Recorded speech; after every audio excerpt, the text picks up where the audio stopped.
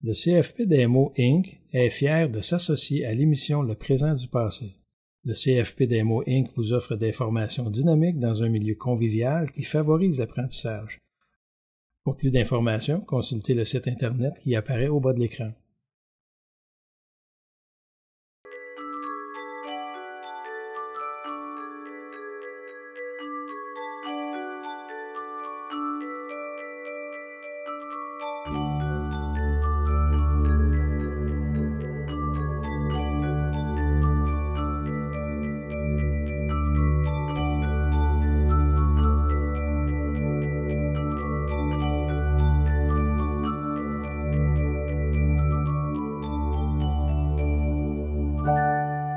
C'est ma mère et mon père qui ont labouré cette terre, sur laquelle je me suis enracinée, sur laquelle pousse mon individualité.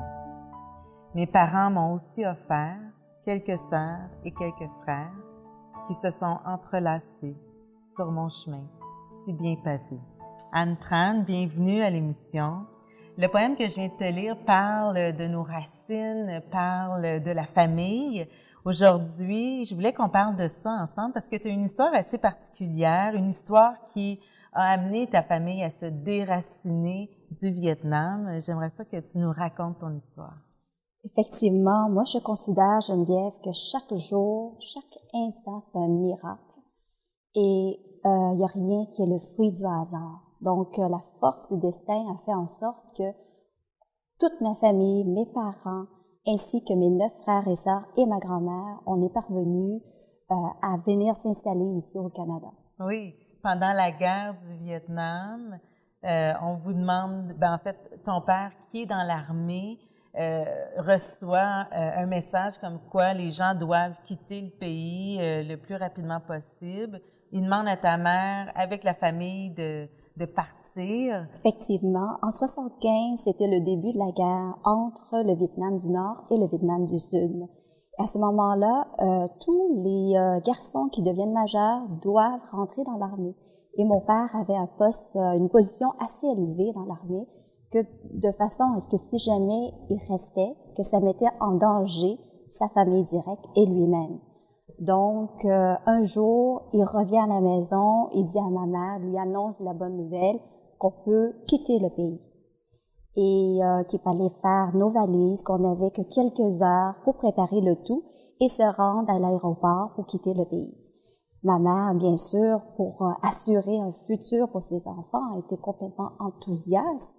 Par contre, mon père était resté sur un air triste. Jusqu'au départ, mon père annonce à ma mère que, effectivement, vous quittez les 9 enfants, ma mère, accompagnée de ma grand-mère paternelle. Par contre, mon père et mon frère aîné doivent rester pour défendre le pays. Parce que ton frère a 18 ans, puis à ce moment-là, il doit faire partie de l'armée. Quand on devient majeur, oui. On doit défendre notre pays. Oui. Et lorsque on s'est rendu à l'aéroport, on était les derniers avions à quitter. Au moment même, on voyait l'armée communiste qui venait et a pris possession de l'aéroport.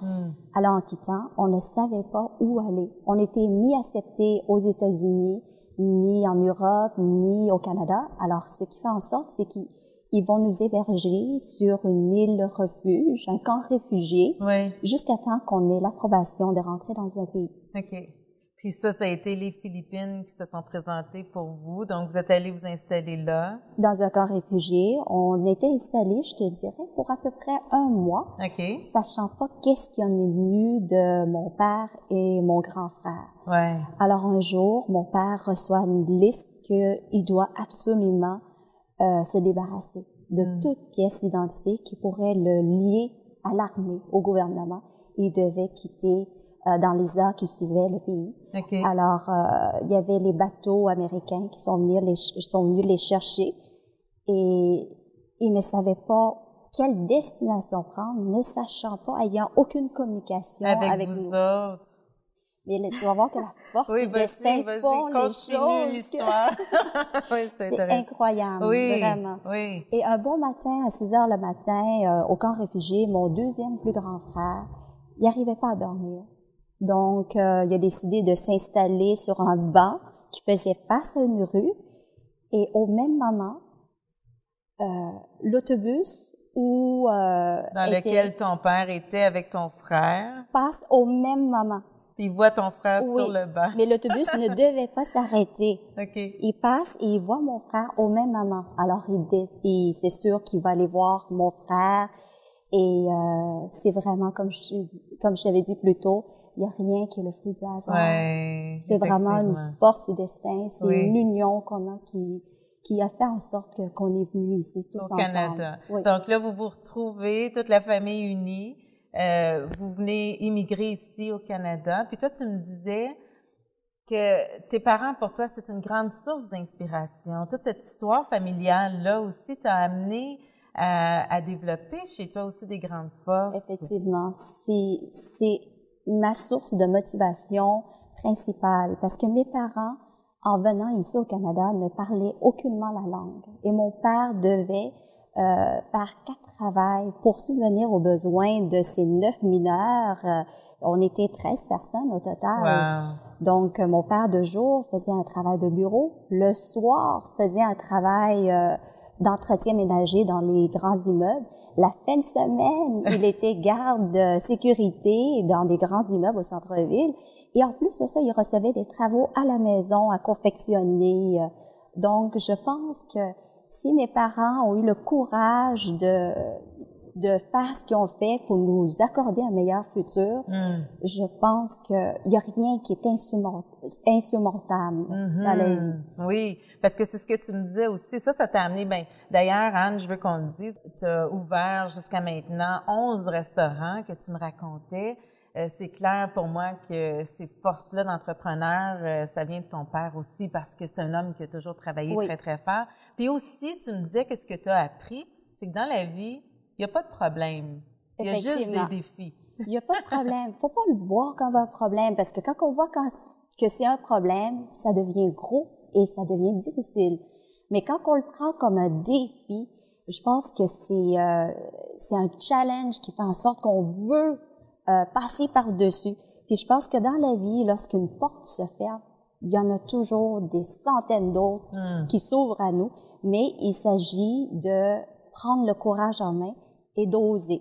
Plus qu'on ose, plus le courage grandit, mais il faut avoir le courage de tourner la poignée, de l'ouvrir et de faire face à ce qui nous attend de l'autre côté.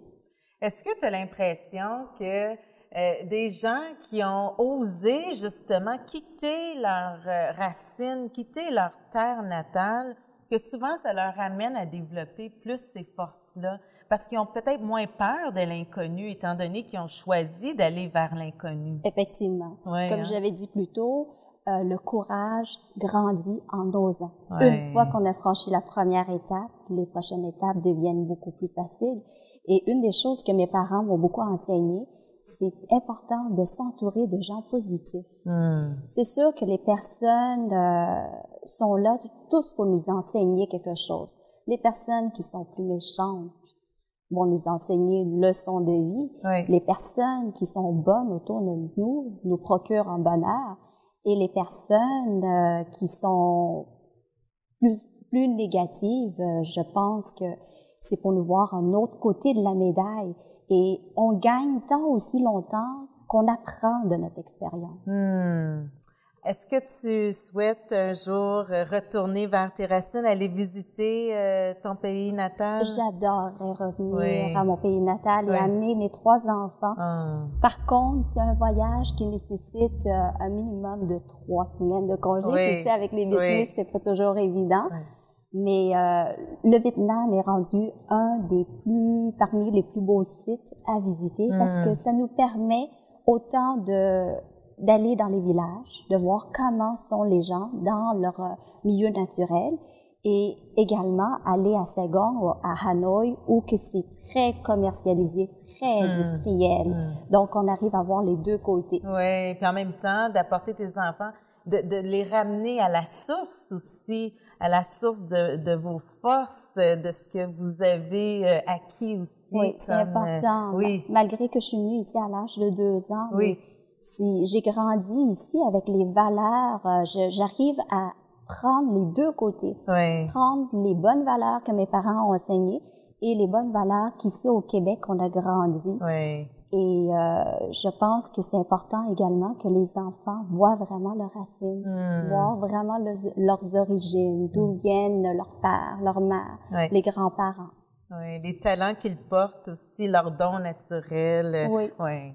Anne Tran, merci beaucoup d'avoir participé à l'émission. Merci beaucoup pour l'invitation, Geneviève. Merci. Est-ce que c'est bien? Merci, hein? Merci. C'est super. Est-ce que ça a bien été?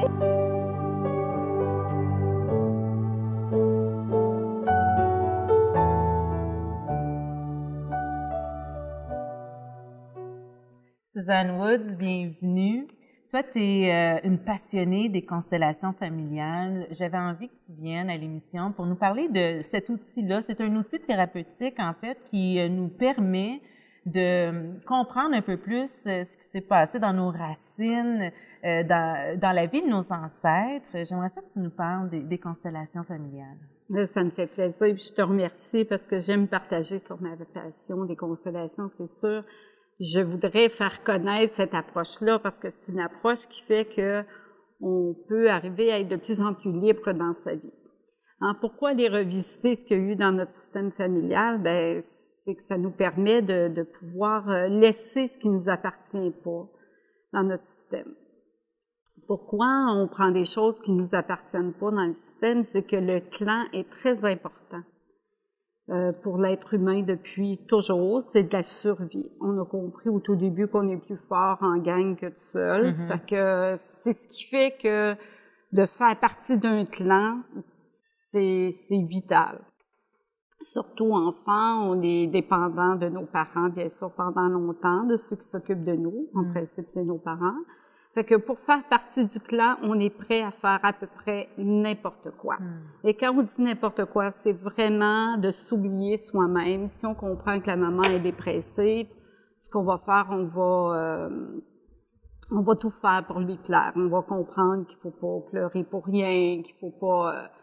on va faire souvent, ça, c'est pas dit, là. On ne sait même pas, ça se fait inconsciemment. C'est inconsciemment. Et souvent aussi dans l'arbre généalogique, on peut être lié à quelqu'un qu'on n'a même pas connu dans notre arbre. Et inconsciemment, on va prendre ça par amour. C'est toujours l'amour qui est en arrière de ça. Mais il y a un amour qui rend malade, puis il y a un amour qui guérit. Et l'amour qui rend malade, c'est quand on n'est pas conscient. Puis pour être loyal à notre clan, c'est comme si on prend les mêmes choses qu'eux, mais que c'est plus adapté à notre vie maintenant. Je sais pas, peut-être. Oui, j'aimerais ça avoir des exemples concrets. Ouais. Tu sais, un exemple, on va prendre l'exemple du jambon. Tu sais, jambon, la fille de 22 ans fait cuire un jambon. Oui. Et là, elle coupe en deux. Elle donne sa recette. L'autre, il demande « Pourquoi tu coupes le jambon en deux? » Je sais pas. Ma mère faisait ça. Là, la fille demande à sa maman « Pourquoi on coupait le jambon en deux? » Je sais pas. Ma mère, elle m'a toujours montré ça. Et là, on recule pour aller voir que la grand-mère, elle avait une famille de peut-être 18 enfants, que le jambon, il fallait qu'elle coupe en deux pour qu'il rentre dans le chaudron. Ouais. Mais aujourd'hui, le jambon, il pèse peut-être juste 2 livres. On le coupe encore en deux. Puis on a deux enfants, puis on le coupe en deux. On le coupe en deux encore, mais c'est pour montrer comment inconsciemment, on prend des valeurs, on achète des comportements qui sont plus adaptés aujourd'hui, mais on le fait inconsciemment. Et l'approche, c'est pour rendre ça conscient, pour finalement se libérer. Tu sais, si tu as besoin d'un chaudron, mettre ton jambon, là, car c'est correct, on n'a pas besoin de le couper en deux. Oui. Mais ça, c'est pour plein de comportements comme ça dans notre vie. Là, je nommais quelque chose de simple. Oui, là, mais... effectivement, parce que des fois, ça peut être des comportements qui sont destructeurs aussi pour la personne. Absolument. Puis qu'on les répète, puis si on le fait inconsciemment, puis que c'est notre vie qui est en danger ou en survie, c'est là où ça commence à être dangereux. J'aimerais qu'on parle d'un exemple concret. On s'était parlé, puis tu me disais, dans l'exemple qu'un mari quitte sa femme, puis que la femme en fait une dépression, par exemple, bien ça peut avoir des répercussions aussi au niveau des enfants parce que la mère est absente dans leur vie, est toujours préoccupée plus par ses émotions. Qu'est-ce que ça peut amener comme dynamique familiale? OK. Bien, ça peut amener aussi chez, mettons, une jeune fille dont... l'enfant, sa mère, le père quitte la famille pour créer une autre famille, il part avec une autre pour un autre couple. Souvent, les gens, les adultes, les parents n'ont pas solutionné leurs problèmes. Et ce que ça va faire chez l'enfant, si la mère fait une dépression puis elle va quasiment mourir, ça arrive dans des ruptures parce que ça rappelle des choses même précédemment dans l'arbre dont on n'est pas conscient. D'autres abandons qu'on porte peut-être de nos ancêtres. Et là, la rupture est très difficile. Ce qui peut arriver chez l'enfant, c'est si elle comprend que la mère est tellement en besoin, l'enfant va être porté à prendre soin de la mère. Et va être tellement loyal à ses sentiments qu'il ne pourra pas se permettre d'aimer son père. Et ce que ça fait chez l'enfant, souvent, même plus tard, dans ses relations à elle va toujours être fidèle à la mère de ce qu'un homme, on ne peut pas faire confiance, un homme, on est trahi, un homme. Elle va acheter ça pour elle, pour porter ça avec sa mère, mais c'est inconscient. Et là, ce qui fait qu'après, quand elle arrive en relation, ça peut être difficile de créer une relation harmonieuse avec un homme parce qu'il va avoir un manque de confiance et tout ça, mais la personne ne sait pas que c'est pas à elle. Elle porte les sentiments de la mère jusqu'à temps que ça devienne conscient pour pouvoir dire « Maman, ça c'était à toi, c'est ton histoire. » Oui. Les constellations, les ateliers, ça nous permet d'aller voir dans l'inconscient à quel point on est relié aux parents. On prend des deux parents, on prend du père et on prend de la mère, mais de toute façon, un enfant, au départ, aime ses parents inconditionnellement. Et aime les deux. Et ça, c'est important pour une vie harmonieuse d'accepter ces deux principes-là en dedans. De toute façon, ça va beaucoup plus loin. Ça va être le principe masculin et féminin en nous. Ça part au début par nos parents. Fait que l'enfant aime inconditionnellement comme ça. Fait qu'à chaque fois qu'il est obligé de prendre parti pour un, il y a une partie de lui qui se coupe de l'autre. Oui. Puis pourquoi, il y a une autre question qui me chatouille, c'est que une fois que la personne prend conscience, soit par le biais des constellations familiales, de ce qu'elle porte ou de ce qu'elle a choisi d'acheter, si on veut, quand elle était toute petite, puis qu'elle en parle ouvertement avec un de ses parents, pourquoi est-ce que souvent les gens vont tenter de pas, en fait, de minimiser peut-être les situations, puis de dire, ben non, c'était pas ça, puis ben non, c'est pas comme ça. Pourquoi on essaie de se défendre comme dans ce qui se passe réellement dans notre arbre? C'est la survie, puis c'est encore pour faire partie du clan. Le clan, le but des constellations, c'est de se libérer des souffrances du clan. On ne pourra pas changer les autres personnes dans notre clan. On ne pourra pas changer maman, on ne pourra pas changer papa. C'est à nous à se changer. Nous, de voir la responsabilité, à qui on va être loyal? À soi-même ou bien aux parents? Et quand on devient loyal à soi, ça ne veut pas dire tout ce que tu as été, tout ce que vous avez été. Que c'était pas bon. Ben non, ben non. Par contre, on va prendre ce qui nous appartient à nous. Et tout ça se fait dans le respect. Et le fait de comprendre ce qu'il y a en arrière, qu'est-ce qui fait qu'un parent n'est pas capable de dire « Ah, c'est vrai ce que tu me dis là, je comprends, on n'a pas été... » C'est toujours de la survie pour faire partie pour tenir debout souvent, parce qu'en arrière, ça a lâché, on n'a pas eu les fondements en arrière. Et pour toujours faire partie de ce clan-là. Et je pense que chacune des personnes, on peut être une lumière pour le clan.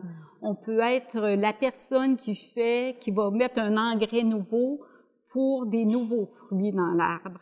Mais pas en jugeant que ça n'a pas été correct, les autres. En prenant ce qui a été fort, puis en laissant le reste à qui ça appartient. Et au chemin, dans une vie, ça peut se faire n'importe quand pour le parent d'accepter la difficulté. Mais il faut savoir aussi que souvent, nous, on est en cheminement et eux, ils ne sont pas. Et ça, c'est bien grand à respecter parce qu'on ne peut pas arriver. Puis le but des constellations, c'est de le faire pour soi, mais dans le respect. Puis non contre les autres. Puis j'aime ça quand tu dis, on ne veut pas juger dans le processus, mais en même temps, on veut dire la vérité. On ne veut pas voiler non plus. Non. Puis il arrive que quand tu es dans le processus, il y a des gens qui ont l'impression que tu juges parce que tu amènes à la lumière ce qui s'est produit. Puis ça aussi, ça peut être une dynamique qui est peut-être... Puis ça peut être un temps, un processus, parce que je pense que plus ça s'intègre à l'intérieur de soi, plus on assume notre choix d'être fidèle à soi, je pense qu'on peut regarder l'autre avec beaucoup plus de respect. Et quand l'autre sent que de plus en plus qu'il y a du respect, il n'y a pas de jugement. La compassion. Peut-être que de la compassion, ben, peut-être que la bienveillance peut rentrer là-dedans finalement, puis après continuer les liens. Mais l'important, c'est vraiment de le faire avec le non-jugement. Mais ça, c'est un processus parce que dans les constellations, on va travailler, il va y avoir des émotions, la peur, la tristesse, la colère. On va passer par ça pour arriver à cette réconciliation-là. Mais c'est ce qui est beau parce que quand on fera pas mieux que nos ancêtres, hein, c'est jamais un travail qui va faire qu'on va faire mieux. C'est au contraire, aujourd'hui, on a des outils qu'eux n'avaient pas. Oui, puis si on a envie de le faire, c'est grâce à nos ancêtres aussi. Il faut le voir de cette façon. Parce que dans l'arbre, souvent, comme dans l'approche des constellations, on travaille les souffrances, mais il y a eu aussi plein de bonnes choses dans notre arbre. On a eu, il y a eu des du forces, talent, de la créativité. Oui. D'ailleurs, beaucoup de force pour qu'on soit là, nous, aujourd'hui, au bout de, si on recule de 6-7 générations. Parfois, on voit ça en constellation, il y a 6-7 générations, et puis nous, on arrive là au bout avec tout ce qu'ils ont dû faire pour qu'on soit là, pour eux être là et continuer à transmettre la vie. C'est quelque chose. Quand on y pense, quand on a ce regard-là, je pense qu'on peut juste s'incliner puis respecter avec respect nos ancêtres. Quelle belle façon de terminer l'entrevue, Suzanne, s'incliner devant nos ancêtres. C'est ce que ça nous apporte aussi, les constellations familiales. Merci beaucoup de ton passage. Merci. Bon.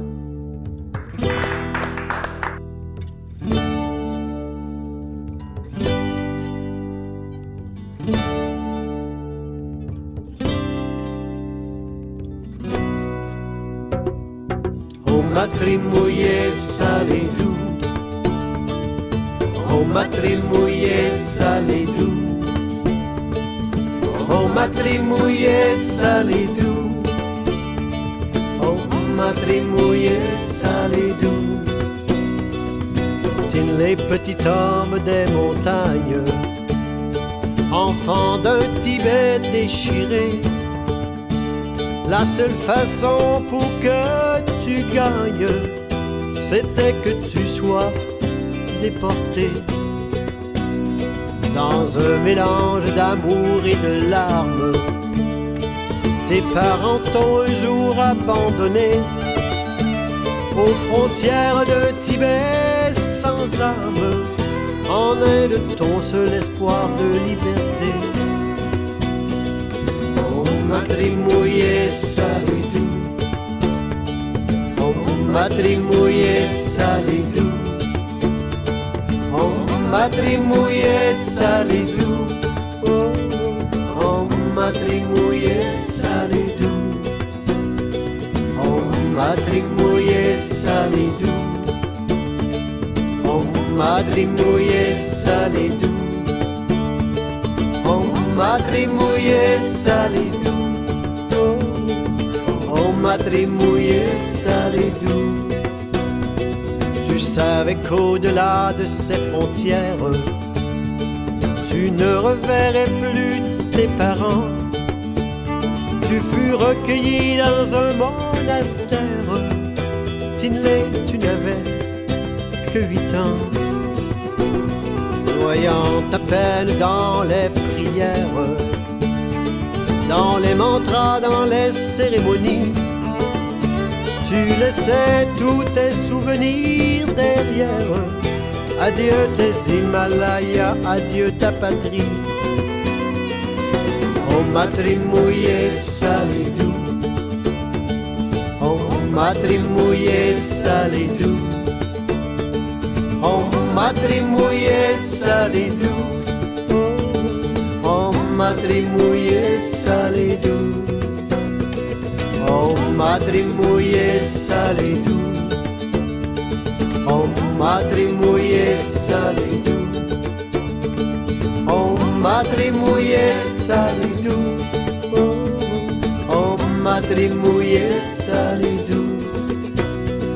À 12 ans dans tes habits de moine, on croirait voir un ange du paradis. Mais sous cette aura et ce grand calme, Tinley, l'enfant s'est endormi. T'as retrouvé une famille et des frères, une raison de vivre et d'espérer. Mais tu n'as plus les bras d'une mère pour t'accueillir et te consoler. Oh matrimouille salidou, oh matrimouille salidou, oh matrimouille salidou, oh matrimouille salidou, oh matrimouille salidou, oh matrimouille salidou, oh matrimouille salidou, oh matrimouille salidou. Dans cette vie que tu embrasses, il y a peu de place pour l'amour. La solitude est ta carapace. Tu vis dans l'esprit, nuit et jour. Le CFP DMO Inc. est fier de s'associer à l'émission Le présent du passé. Le CFP DMO Inc. vous offre des formations dynamiques dans un milieu convivial qui favorise l'apprentissage. Pour plus d'informations, consultez le site Internet qui apparaît au bas de l'écran.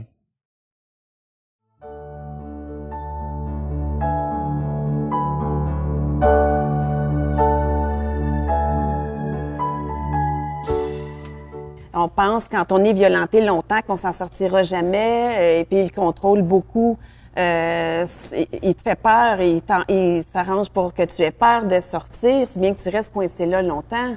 Mais contre toute attente, au lendemain que l'agresseur est sorti, le bonheur a commencé. Dans une histoire de Gérard et Germaine. Oui, oui. Qui est une histoire qui raconte le pardon. Puis j'aurais aimé ça que tu nous parles de cette petite histoire-là. Ben oui.